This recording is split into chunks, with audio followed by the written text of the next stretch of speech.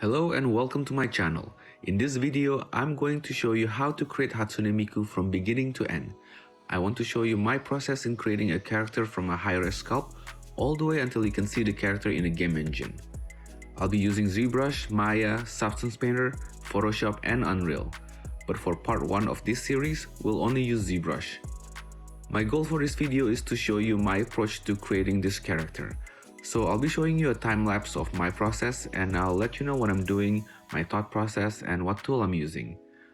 Now this video is intended for a beginner in Zbrush since the character we're making is relatively simple. But it'll be a fun watch for any level. So the way I want to do this is to separate this creation process into 3 videos because I don't want to bore you with hours-long video. The first part is the high-res sculpting in Zbrush.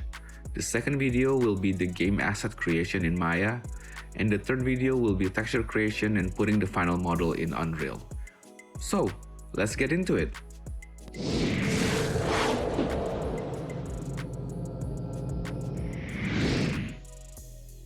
Okay, so I started with a sphere and basically just start sculpting away. There are plenty of different ways of doing it. Some people start with building a bunch of Z-spheres and then convert it to a mesh using adaptive skin. That's a pretty common way of starting a sculpt. Another way is you could start with a base model, like you block out low poly geo in Maya or Blender and import it to Zbrush and start from there. I could do that, but I decided to just freestyle it and start from a simple sphere and start sculpting. I didn't really plan ahead of my sculpt because I don't want to overthink it too much. I just want to start it and I'm using just simple brushes and basic tools because I want to show you what you can achieve with just these simple brushes. You don't need fancy tools to start. Besides, there are really no right and wrong ways of making art. There are just different approaches. So you can experiment. That's why sculpting is so much fun. If it works, it ain't stupid. So do what works for you.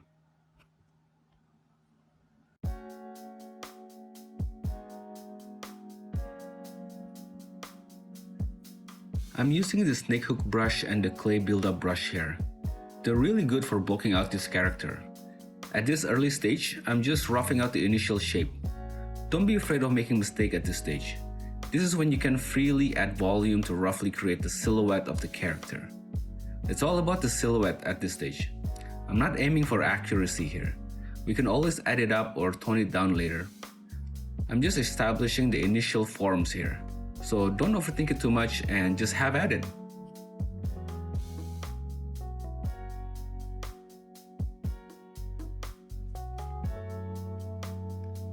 I'm using ZBrush 4R6 for this sculpt.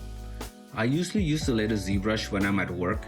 I work as a character artist at a game studio, but I'm doing this at home and I only have the old ZBrush 4R6. Although it's an older version of ZBrush, it still has all the tools I needed. And frankly speaking, there are not that many tools I need really. If you are new to ZBrush and perhaps intimidated by the complexity of it, well, don't be. You don't need to make it complicated. As you see, I started with a sphere and there are only a few brushes I use all the time. I mainly use the standard brush, obviously. It's the default brush. It's a great brush to add sculpting details. Next is the clay build-up brush. Now this one is pretty essential because as you stroke, it keeps building that surface up. So that's pretty handy in creating volumes and shapes. I use snake hook brush to pull shapes out. For example, when I pull the body out from the head or the arms and legs out from the body, I use snake hook brush for that. It helps me to create forms quickly. And then I use move brush to define the initial shape by pushing and pulling my model. These 4 are pretty much my most used brushes. With these 4 basic brushes combined with the smooth and polished brush for refining, you can pretty much sculpt any character you can imagine.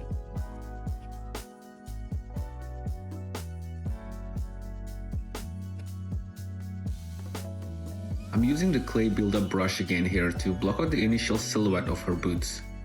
And again, move brush to shape it better. I think I made her foot too long, so I pull it back a little bit. I'm slowly adding more details to her head now. For drawing the initial line for her eyes and lips, I used them standard brush. This brush is real good for making lines. I use this brush quite often. And then I use a little bit of clay buildup again and the moved brush to refine her profile. You can start to see her facial definition here. I'm making her jawline more pronounced and add a little bit more details to her ears.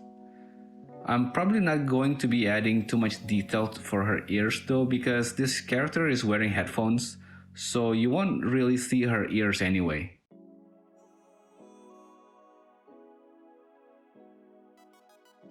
You can see the general idea here. I'm starting Miku's hair with another sphere, and I use the snake hook brush again to get the general shape fairly quickly. One tool that I use constantly is Dynamesh. It's a tool that regenerates the amount of polys as I add complexity to the sculpt. It's really handy. It allows me to freestyle sculpting because it removes all constraint on topology. As you push and pull your sculpt to create the shape that you want, you often find that you're changing the poly distribution within your model. This may result in some areas in your model not having enough polys to support any details you want to sculpt in. Dynamesh will redistribute those poly counts so your model will get an equal amount of polys to support any deformation you create. The hair is a perfect example. I pull out some shape and volume and Dynamesh it, move it around and Dynamesh it again. I do it a couple times until I get the shape that I'm happy with. I usually start with lower resolution of Dynamesh and slowly increase the resolution as I get the mesh to a better looking shape.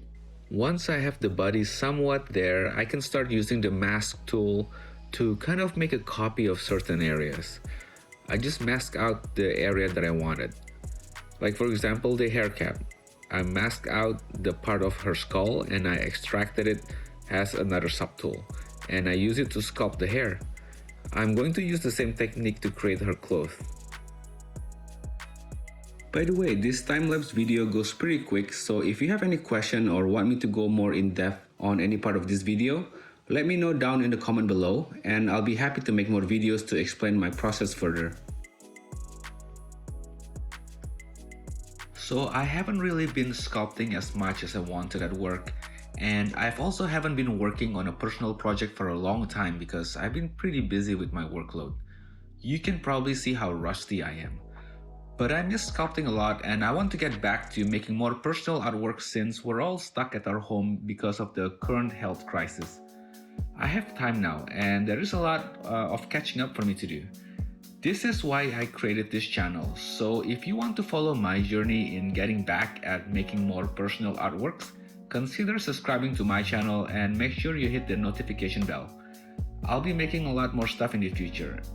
If you enjoyed this video so far, please smash the like button for the YouTube algorithm.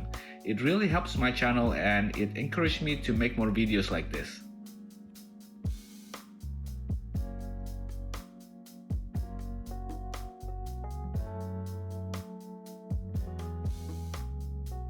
Edge Polish does a really nice polish feature. I used Edge Polish brush to get some surface flattened. And we do have flattened brush in Zbrush, but I like Edge Polish more because it's like a combination between flatten and smooth brush. So it flattened the surface area, but it also smoothed out its topology.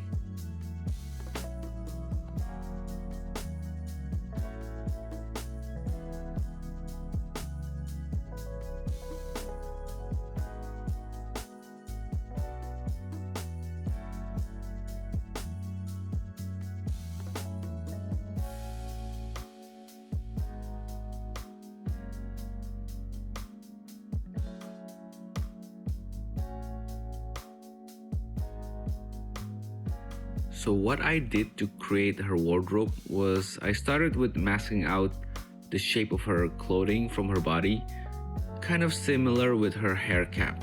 But like I mentioned before, there are many ways to go about it. You can use Marvelous Designer to create her dress.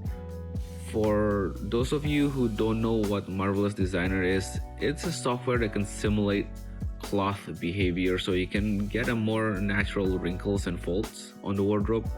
So in Marvelous Designer, you create 2D patterns that can be sewn together pretty similar to how you would want to make a real dress in or clothing in real world.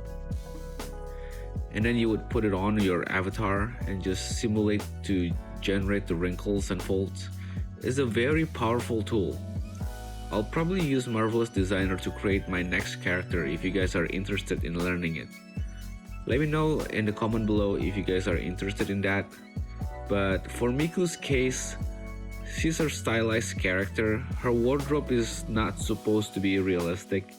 So for her case, I think it worked best to just manually sculpt her by hand. This way I can get the fold and wrinkles exactly how I wanted it.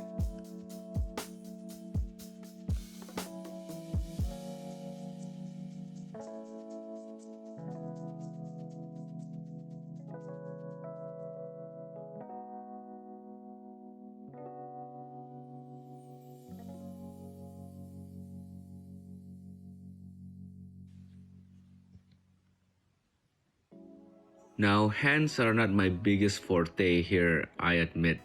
I'm really bad at sculpting hands, but it's an important part of the character, I guess. And you gotta do what you gotta do. I think I spent the most time sculpting her hand than any other part of her. I think the next time I make a hand, I probably should work on just one finger until it's done and then just duplicate it and merge it to one subtool, instead of sculpting the fingers one at a time like what I was doing here. What do you guys think? Do you like sculpting hands? Do you have tips for me? I'd love to hear that from you guys.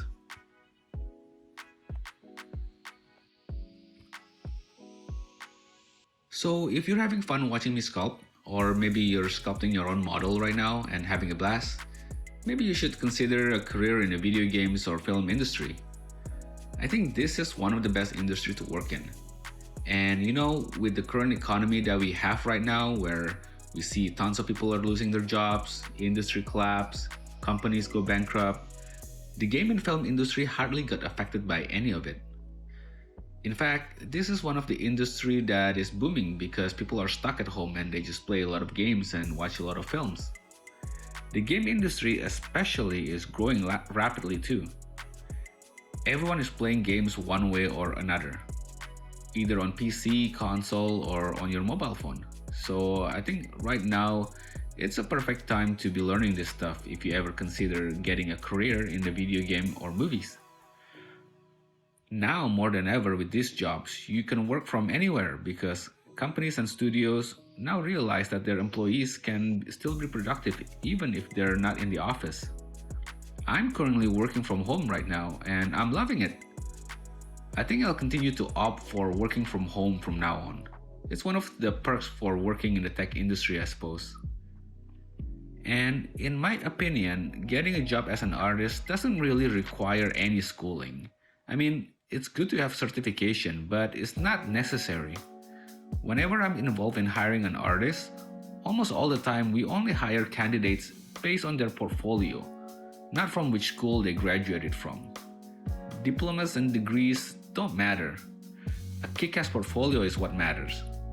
And you can learn pretty much everything on the internet. You can even watch them on YouTube, like what you're watching right now, and spend some time perfecting your crafts. So there's nothing that really stops you if this is your dream job. I've been working in the game industry for almost 15 years now, and I really enjoy it. It's a lot of fun. It's hard work, don't get me wrong. And yes, it could be long hours sometimes, and it's highly competitive, but it's definitely a fulfilling and rewarding career. And I don't plan on going anywhere anytime soon.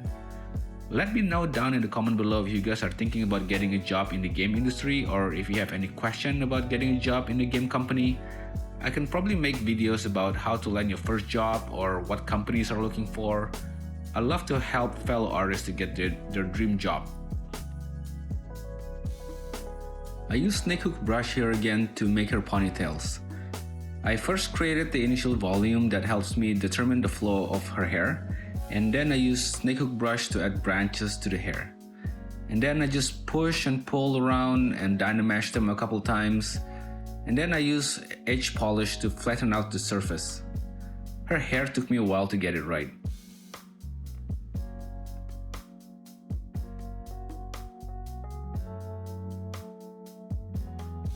Once I'm happy with the sculpt, I usually use Z-Remesher to readjust the topology flow, and sometimes it helps to use Z-Remesher guides. Z-Remesher guides is a brush that you can use to define the flow that you want. So you basically draw on your mesh the direction of the flow that you want. This is especially important to get folds to look smooth, because sometimes Dynamesh topology is not the best one, and if you subdivide a mesh that has bad flow, some areas will look jagged when you smooth it out. So Z-Remesh it, and then you can subdivide it and add more details. Let me know down in the comment below if you want a more in-depth videos on how I would use Z-Remesher for Miku.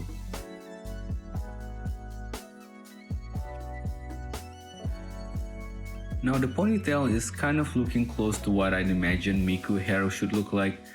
I just spent some time to polish them now. I use a pinch brush to kind of get that anime style hair.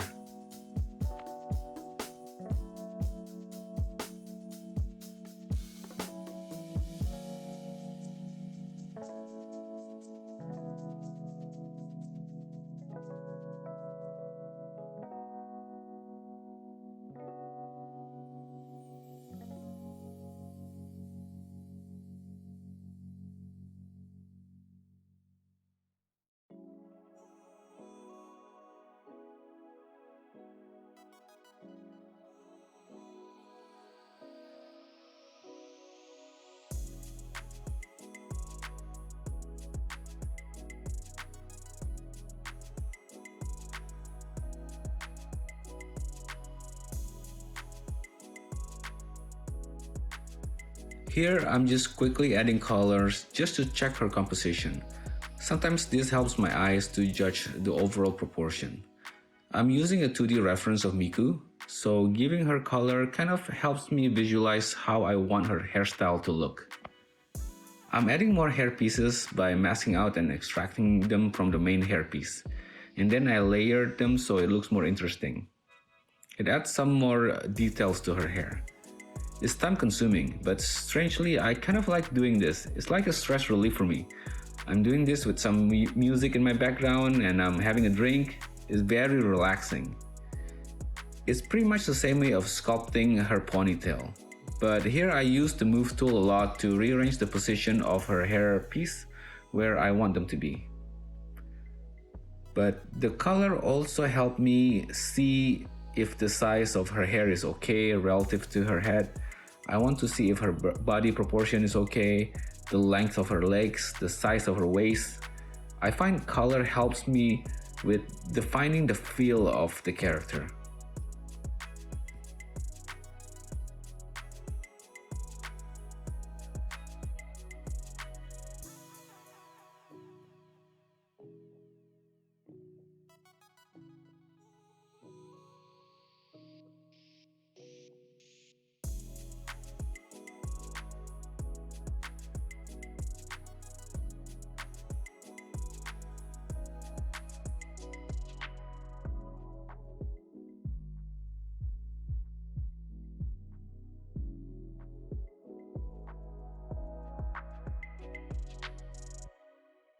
I'm going back to add more details to her boots now.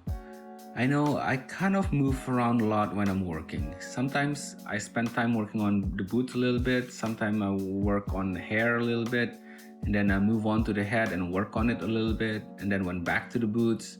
I don't know, I guess I kind of get bored if I work on one thing for too long. So that's why I move around a lot.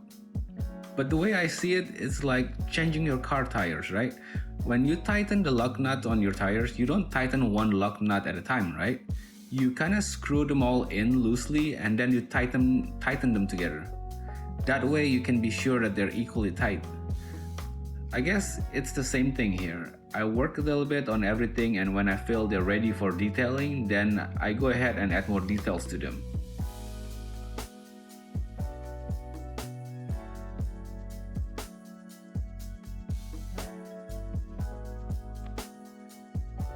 Another thing I want to emphasize here is the importance of references. Now, this is a stylized character, but references are still of vital importance in making sure you have her correct proportion and style and whatnot. I want to make sure I got her costume right, and I don't want to miss any props on her.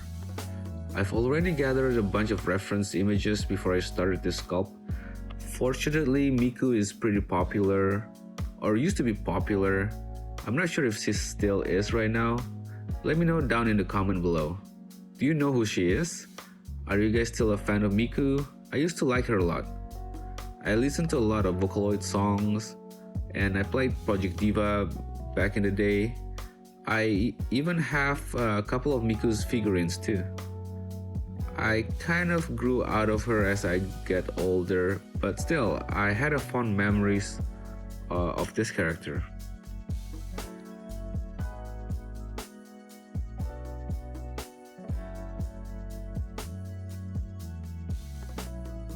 So these triangles are part of Miku's dress.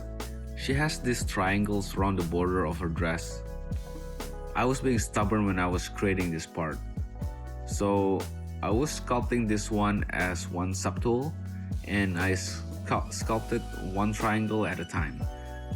This is so time consuming. Halfway into doing it, I realized that I could have just made one perfect triangle and just duplicate it and place it all over the border of her dress, and then merge them into one subtool. That would have saved me so much time and probably would have looked better too. But I was being stubborn and kept doing what I was doing. I don't know what I was thinking. But yeah, it's a pain to watch and I apologize. It's not the best way to make it.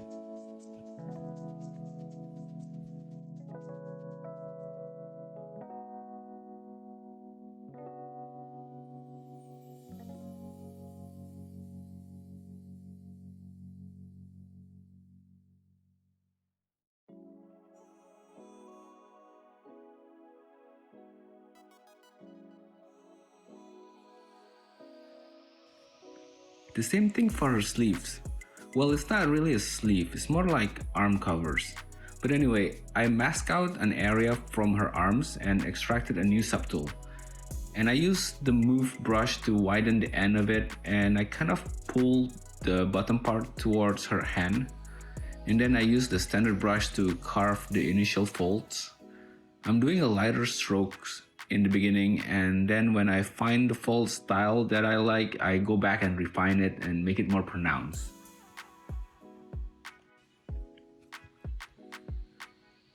So far we were able to take a sphere and turn it to a pretty decent looking character, and we barely use any of the more advanced tool and technique in Zbrush. We didn't even use polygroups yet. We'll talk more about polygroups on our next character. We were just using simple brushes and simple tools like Dynamesh and Z-Remesher. Perhaps on our next character we'll experiment with more advanced tools. I'd like to know what other characters you guys are interested in watching me create in Zbrush. Let me know in the comment down below.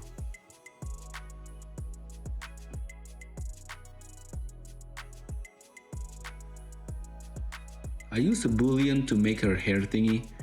I guess you can call it a hair clip. I'm not too sure what it is, but yeah, I started with a cube and I used boolean to make the hole. And then I just add some quick details. Honestly, for a simple hard surface model like this, it's probably best to make it in Maya. You can make a much better quality there and it'll be faster too. I'm just creating this quickly so that I can see the full character in Zbrush with all her accessories. But I'll probably make it again from scratch when we're in Maya.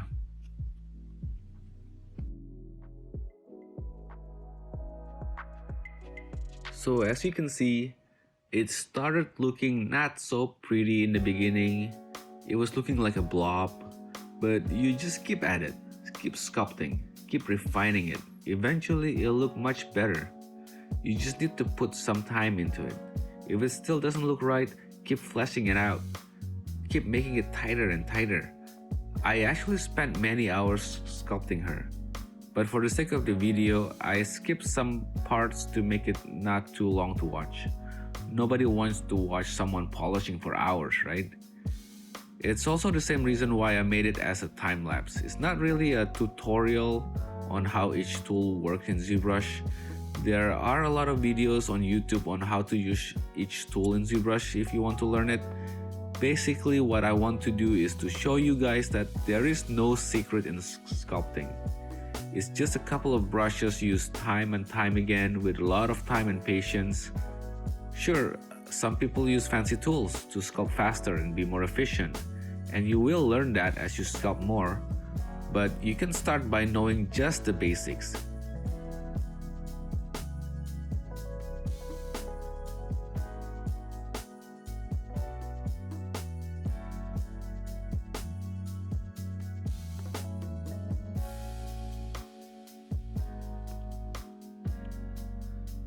Well, we are coming to the end of this sculpt, and I hope you've enjoyed watching this video so far.